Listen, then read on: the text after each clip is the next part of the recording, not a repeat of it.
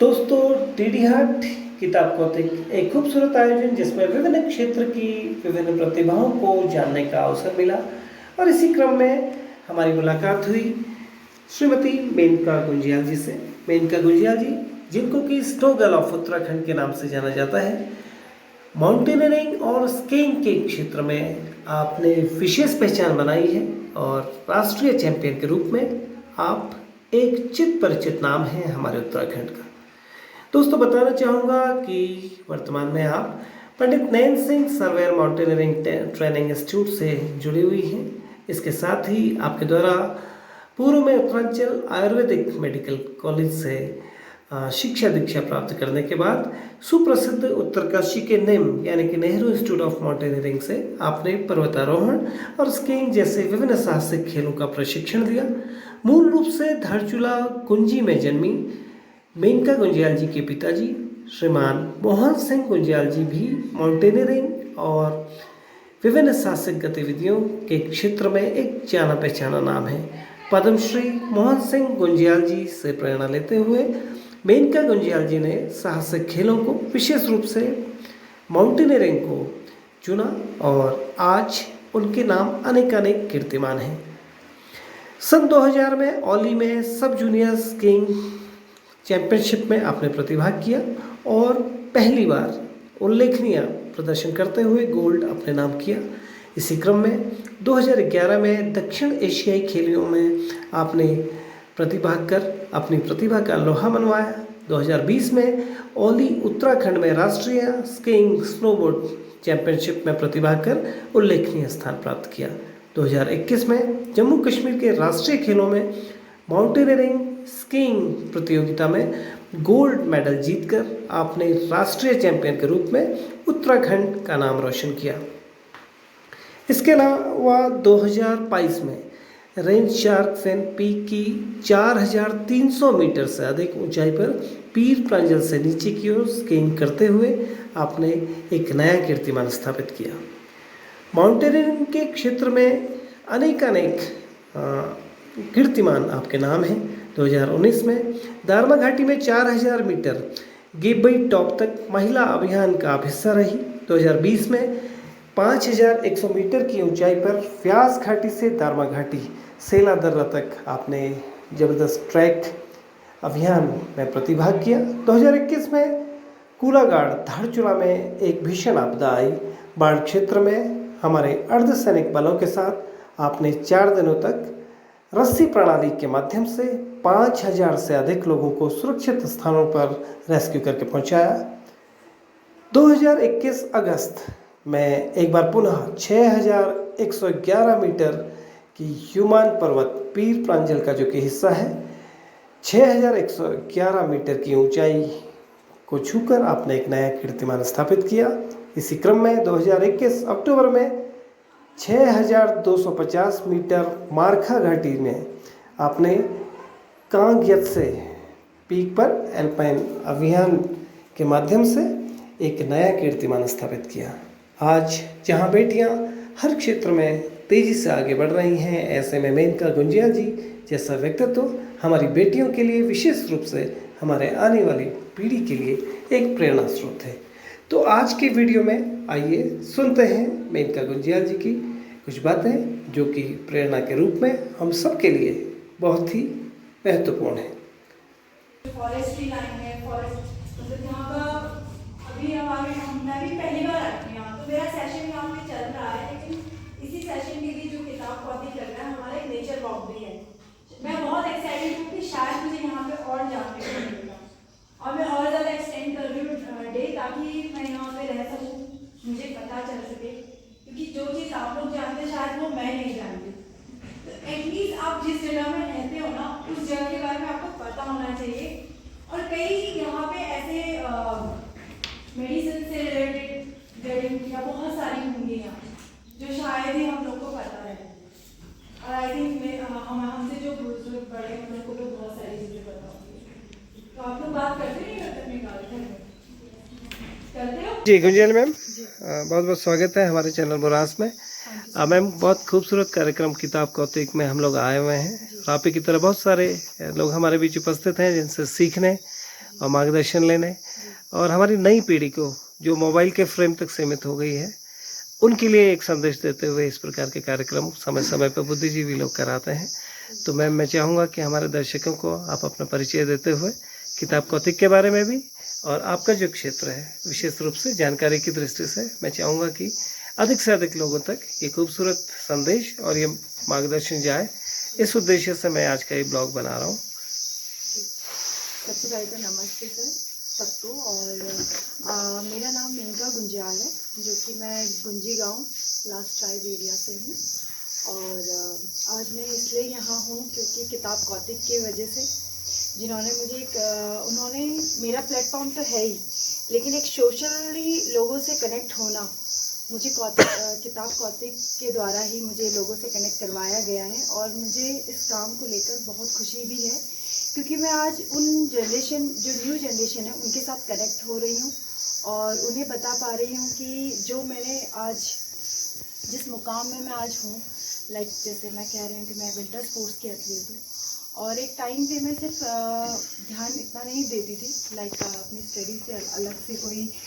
कोई स्पोर्ट्स में मैं महारत नहीं थी, बट मैंने बहुत मेहनत भी करी और साथ ही साथ एज अ स्पोर्ट्स होने के साथ साथ मैंने माउंटेनिंग भी शुरू करी,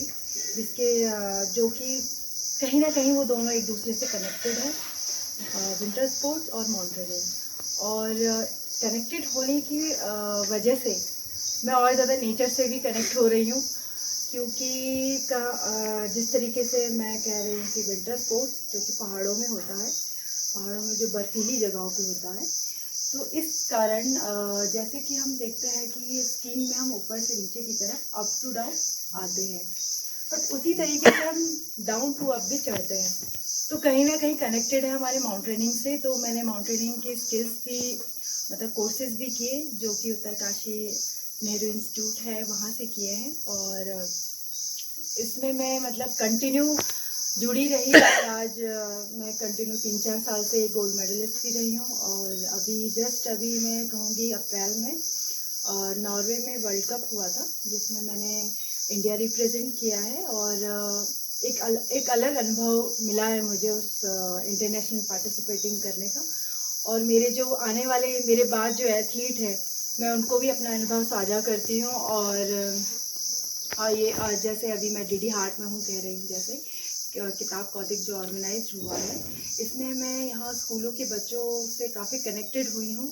जो मुझे फील हुआ है सबसे पहले कि यहाँ पे बच्चे मतलब कर तो रहे हैं काफ़ी अच्छा, ऐसा नहीं है कि टैलेंट नहीं है, हर घर पे है टैलेंट, बस वो पहचानना वो उनके ऊपर डिपेंड करता है कि वो अपनी क्वालिटीज़ को कैसे पहचानें और किस तरह के आसपास की जो आपका एनवायरनमेंट है, एटमॉस्फेयर जो डीडी हार्ट का देख रहे हैं आप, यहाँ पे फॉरेस्ट्री लाइन इतना मतलब ह्यूज वॉल्यूम देख ही रहे हैं, तो उसकी वैल्यू समझे वो। और वो चाहे तो आने वाले टाइम पे टूरिज्म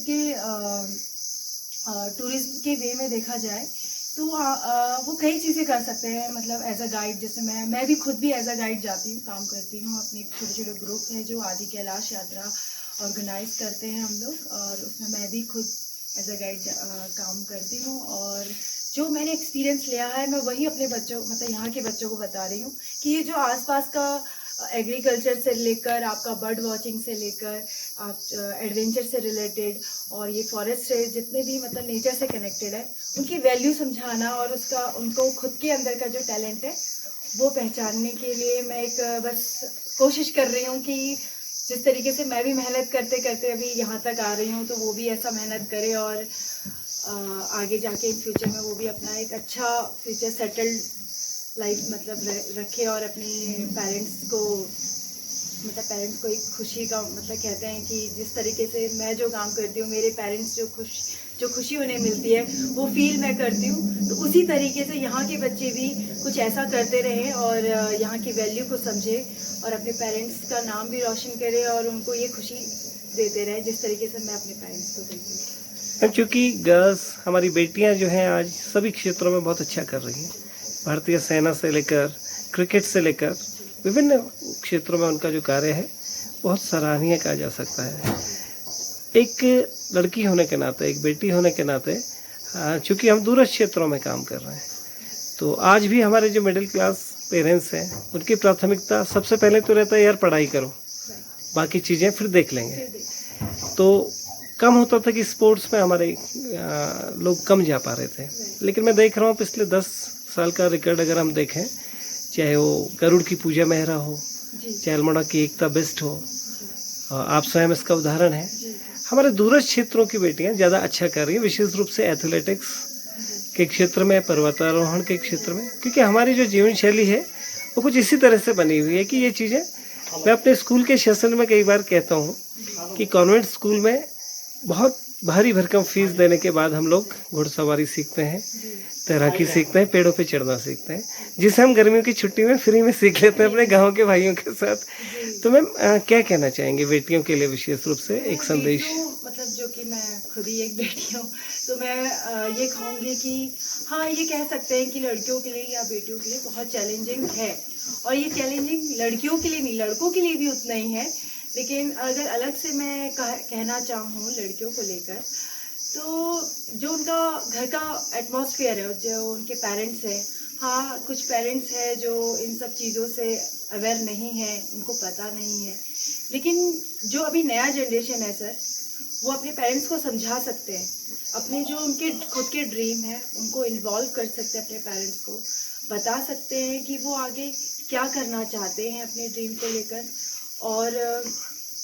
मतलब अपने ड्रीम पे एक पार्ट अपने पेरेंट्स को लेकर और टीचर्स को लेकर लेना ही चाहिए, मतलब इंक्लूड कनेक्टेड करना चाहिए, ताकि उन्हें आगे जाने का जो रास्ता है उनका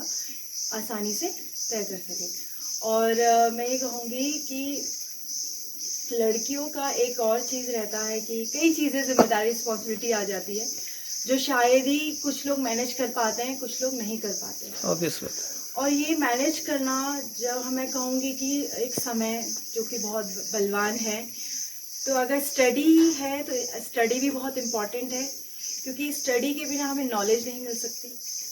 और साथ ही साथ आप एक्सप्लोर भी करते हैं तो उससे भी नॉलेज गेन कर सकते हैं। तो एक छोटी छोटी बेसिक सी चीज़ें हैं जो आसपास की, अगर आप मैं कहूँ किताब से हटकर, अगर आप खुद ही आसपास का जो आपका दिनचर्या में जो जो चल रहा है, आप उससे क्या सीख रहे हैं, अगर उस पर ध्यान दिया जाए, अगर छोटी सी चीज़ को लेकर, तो वो मतलब वो एक नॉलेज वो गेन कर रहे हैं, वो कहीं ना कहीं उनके आगे काम आएगा। और जैसे रिस्पॉन्सिबिलिटी की बात कही कि आगे जाकर बेटी हो चाहे बेटा हो, दोनों के ऊपर रहती है रिस्पॉन्सिबिलिटी, और मैं इस चीज़ को ये नहीं कैटेगराइज करूँगी कि लड़कियों को ही मिलती है रिस्पॉन्सिबिलिटी, दोनों साथ, मतलब दोनों के कंधों में रहती है। तो उसको मैनेज करना आपको खुद समझना होगा सिचुएशन के अकॉर्डिंग, और एक आपका जो सिचुएशन जो होगी एक फैमिली को लेकर भी हो सकती है, और आपका एक अगर सेटल एक जॉब के हो तो जॉब को भी एक, मैं वो नहीं कहूँगी कि अलग है, क्योंकि एक कई लोग ऐसे हैं जो जॉब के साथ साथ अपना एक खुद के लिए एक